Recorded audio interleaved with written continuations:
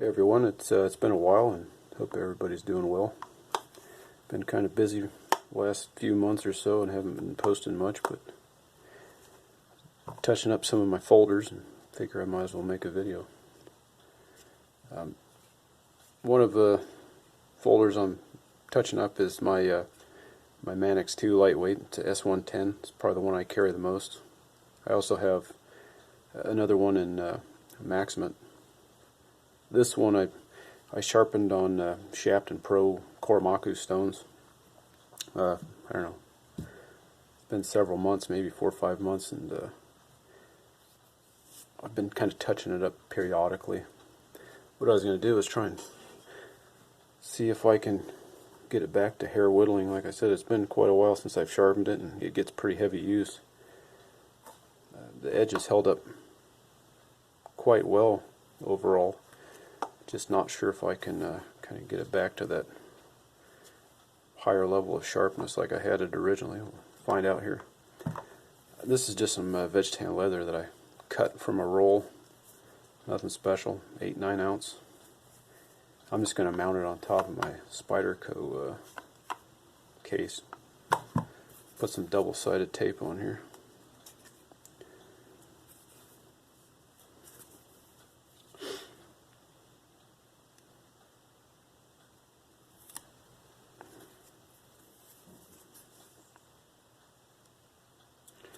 What I'm going to be using is I'm going to start off with some of my 6 Micron diamond spray. It's a monocrystalline diamond, real heavy concentration. It's going to be a bit more aggressive, so I thought I'd try that first. This stuff's being a real pain in the ass.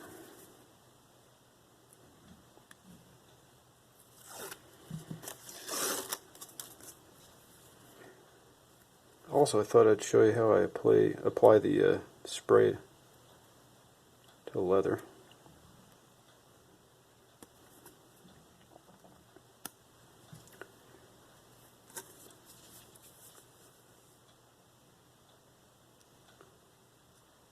When it comes to applying it, you can kind of put it on a few different ways.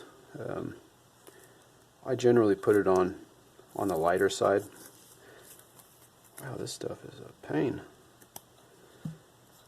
If you're looking for like a really aggressive toothy edge and you're using water-based diamond sprays, which most of them are, you're going to really want to saturate it. Basically, the higher the concentration of diamond on the substrate, the more aggressive it's going to act.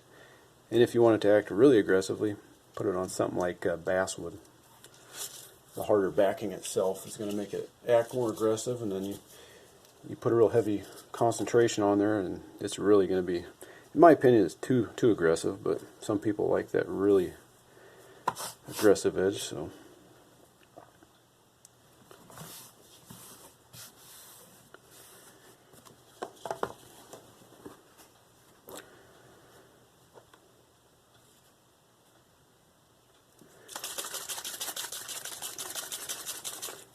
again, this is a water-based monocrystalline. This is 6 Micron.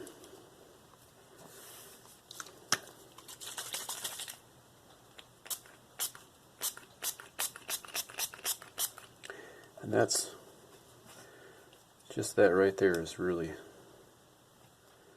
that's going to be super aggressive. I'm just going to take a hair dryer to speed up the process. You can let it dry, just by itself, air dry.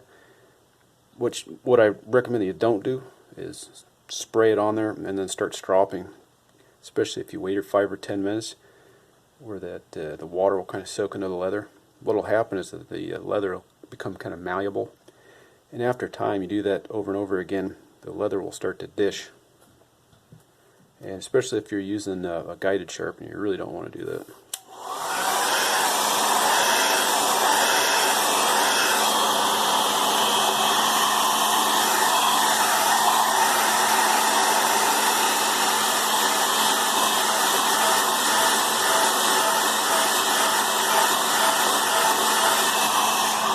That's all there is to that. dries that quick.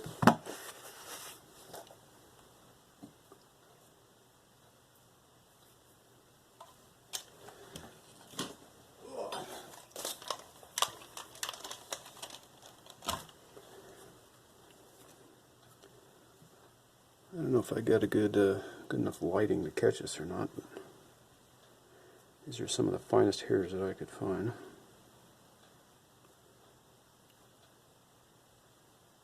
And it is definitely not even close to grabbing onto that hair.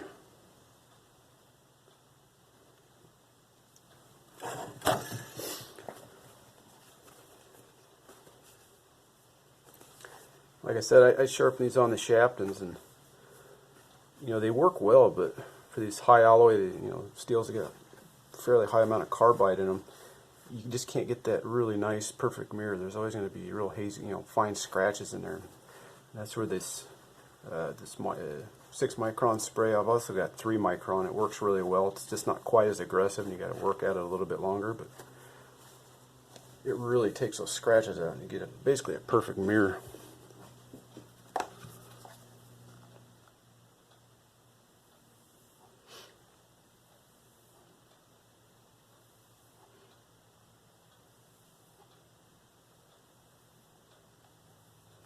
Alright, just so I don't lose track.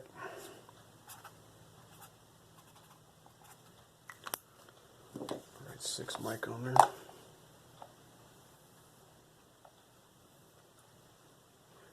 And since this is regular old veg tan, I mean it's a good quality veg tan, but it does have a little give, so I'm really not using any kind of pressure.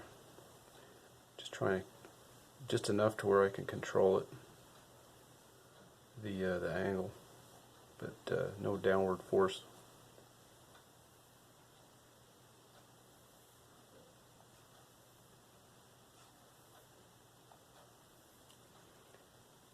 And if this doesn't bring it back to quite where I want, then I'll go down to either a 3 micron or a 1 micron.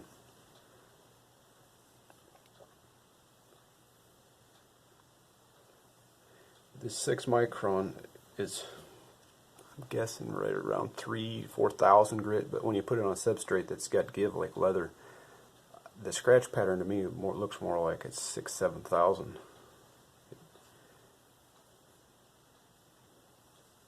Somewhere in there.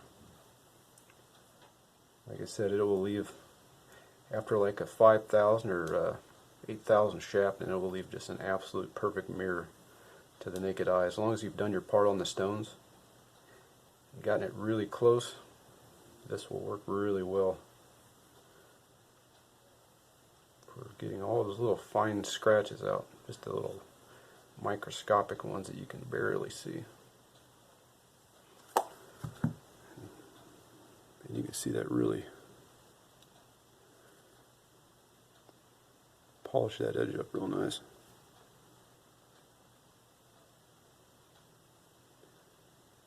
After a few months of use, kind of got dulled out. Now it's really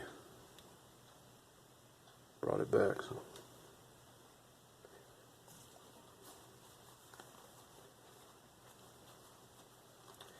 And you can see, I mean, it's removing metal pretty quick. If I was to put another 10, 12, 15 sprays on there, it would be really aggressive. Kind of more than what I really want.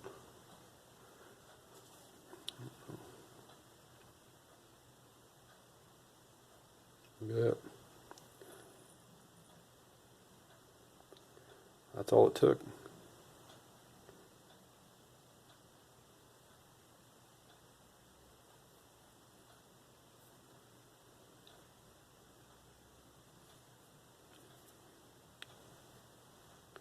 I thought it was going to be at a little bit longer than that. It brought that edge back a lot quicker than I thought it would. So this is probably, I'm guessing I sharpened this somewhere around 13.5 degrees, and it's held up surprisingly well.